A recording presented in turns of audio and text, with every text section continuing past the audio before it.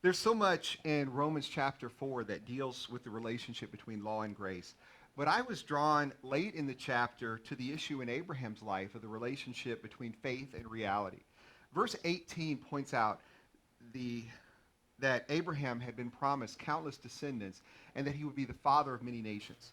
I like how Paul says that Abraham was aware of the problem, as pointed out in verse 19. Without weakening in his faith, he faced the fact that his body was as good as dead since he was about 100 years old, and that Sarah's womb was also dead. So Abraham is not naive, he's not in denial. He knows exactly how unlikely this hoped for future is. But we're also told in verse 17 that the God in whom Abraham believed is the one who gives life to the dead and calls into being things that were not.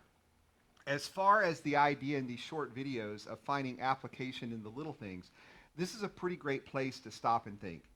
Believers are not unaware of real problems in the world, the difficulties that we may face, and the challenges that will come even as we follow God in our lives. Like Abraham, we should be honest and insightful. We get it. We just know that as real as those problems may be, as daunting as they might be to face, our God is bigger, his power is mightier, and his grace is sufficient. All that he is enough to supply what we need. Verse 20 says it all regarding Abraham after he faced the enormity of the problem.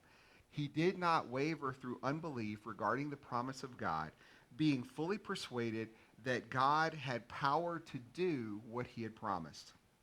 So let's remember the lesson of Abraham, who did not lie to himself about the problems he faced and the challenge they represented.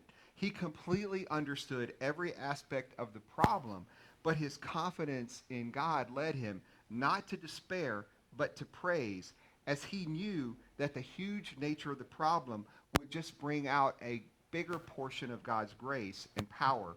Just as Paul writes in verse 24, it will work for us who believe in him who raised Jesus our Lord from the dead.